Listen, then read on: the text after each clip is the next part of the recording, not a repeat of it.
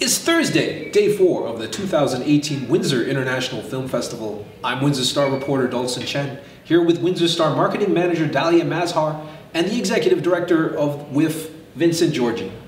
And we're here bringing you our picks from today's schedule of WIFF screenings. Vincent, what are you excited about today?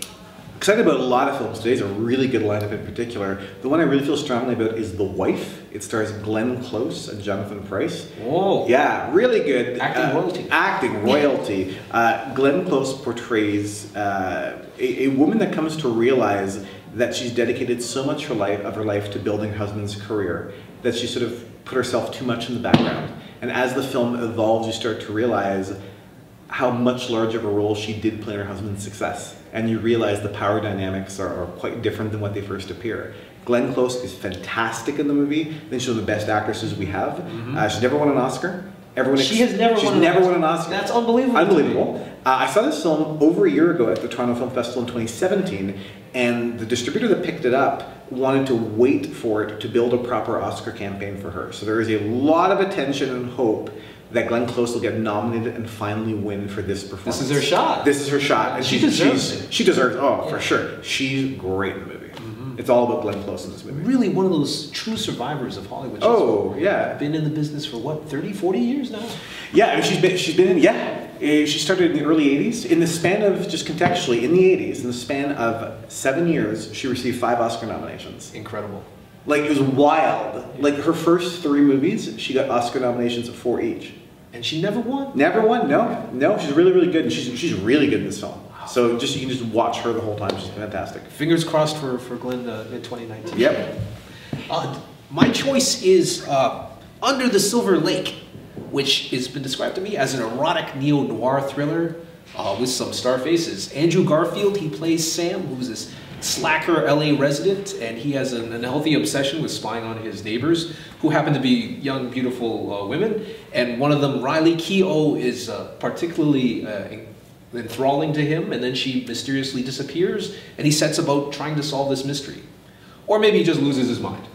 It is such an entertaining movie because it's from the director of It Follows. That's right. The horror film that we showed a few years ago. David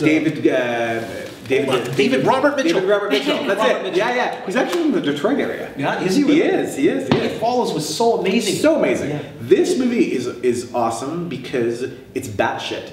Like 5-10 minutes in, you're like, okay, this movie's just got its own rules. It's doing anything it wants. So it's very liberating in that way. It's sort of like a David Lynch movie, so very weird and mysterious and LA noir and this type of stuff, with a almost like a crime caper feel to it. Andrew Garfield's really good in it. You never know what will happen in the movie, and that's what keeps it interesting. Is just the movie has no rules. It just does what it wants, and it's fun. It's a fun night at the movies. I'm told the film cinematically attempts to give you Sam, Andrew Garfield's character, his gaze. So he's looking at a Nintendo magazine. He's looking at an old Twinkie wrapper, and he's looking at somebody's boobs. Yeah, and you just go with it. Yeah. You're following him down the rabbit hole. Yeah, you're following him down the rabbit hole. And Andrew Garfield, I think, is a really terrific actor. This is a very different part for him. It's a very, it's just a more odd part, and he's really good in it. I think that movie's just a ball to watch. Yeah. Dalia, what's your choice? My choice is Say Her Name, The Life and Death of Sandra Bland. I think there's lots of documentaries and movies that we want, and then there's some that we need. Sandra Bland is not just someone that we should forget about.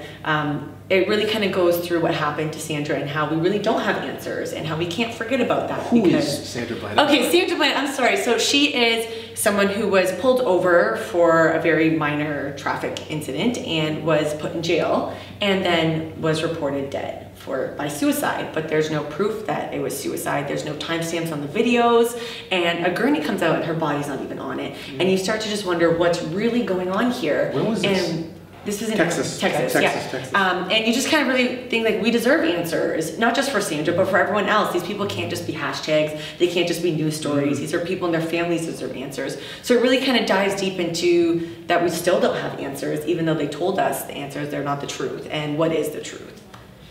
It is so powerful, and the story is shocking. And so this year on our Thursday night screening, it's part of a movement that we call Women of WIFF, where people buy a ticket. It's $100, and it's for the film and also a reception afterwards. And it's to support major films about women and women's issues to be at the festival every year. So because of the people that support this initiative, at that screening, we have both of Sandra's sisters coming. Oh, wow. We have the family's attorney coming, and both the filmmakers. So there are 5 guests coming in for this film. And they'll be answering They questions? will be there with the audience and at the reception, and then there's a second screening of it actually on the Friday morning at the festival.